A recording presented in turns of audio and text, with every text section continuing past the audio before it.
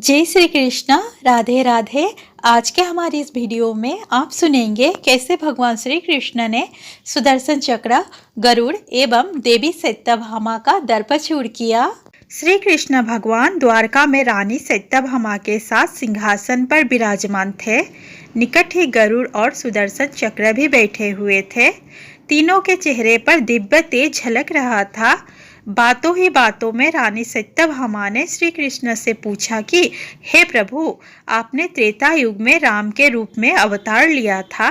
सीता आपकी पत्नी थी, क्या वे मुझसे भी ज्यादा सुंदर थी?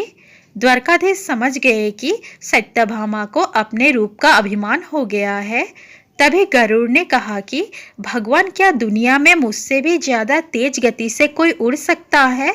इधर सुदर्शन चक्र से भी रहा नहीं गया और वे भी कह उठे कि भगवान, मैंने बड़े बड़े युद्धों में आपको विजयश्री दिलवाई है, क्या संसार में मुझसे भी शक्तिशाली कोई है? भगवान मन ही मन मुस्कुरा रहे थे। वे जान रहे थे कि उनके इन तीनों भक्तों को अहंकार हो गया है और इनका अहंकार नष्ट करने का समय आ गया है।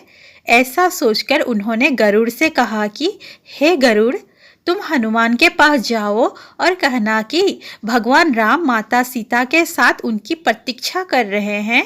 गरुड़ भगवान की आज्ञा लेकर हनुमान को लाने चले गए। इधर श्री कृष्ण ने सत्यभामा से कहा कि देवी, आप सीता के रूप में तैयार हो जाएं, और स्वयं द्वारकाधीश ने राम का रूप धारण कर लिया। मधुसूदन ने सुदर्शन चक्र को आज्ञा देते हुए कहा कि तुम महल के प्रवेश द्वार पर पहरा दो और ध्यान रहे कि मेरी आज्ञा के बिना महल में कोई प्रवेश ना करे। भगवान की आज्ञा पाकर चक्र महल के प्रवेश द्वार पर तैनात हो गए।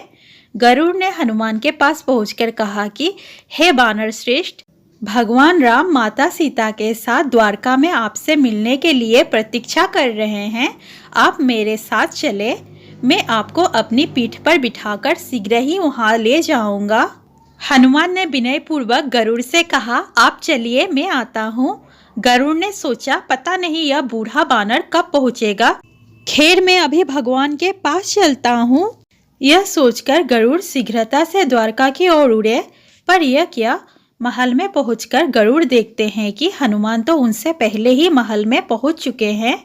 गरुड़ का सिर लज्जा से झुक गया। तभी श्री राम ने हनुमान से कहा कि हे पवन पुत्र, तुम बिना आज्ञा के महल में कैसे प्रवेश कर गए? क्या तुम्हें किसी ने प्रवेश द्वार पर रोका नहीं? हनुमान ने हाथ जोड़ते हुए सिर झुकाकर अपने मुंह से सुदर्शन चक्रों को निकालकर प्रभु के सामने रख दिया। हनुमान ने कहा कि प्रभु, आपसे मिलने से मुझे इस चक्र ने रोका था, इसलिए इसे मुंह में रखकर मैं आपसे मिलने आ गया, मुझे क्षमा करे। भगवान मन ही मन मुस्कुराने लगे। हनुमान ने हाथ जोड़ते हुए श्री राम से प्रश्न किया, हे प्रभु, आज अपने माता सीता के स्थान पर किस दासी को इतना सम्मान दे दिया है कि वह आपके साथ सिंहासन पर विराजमान है? अब रानी सत्यभामा का अहंकार भंग होने की बारी थी।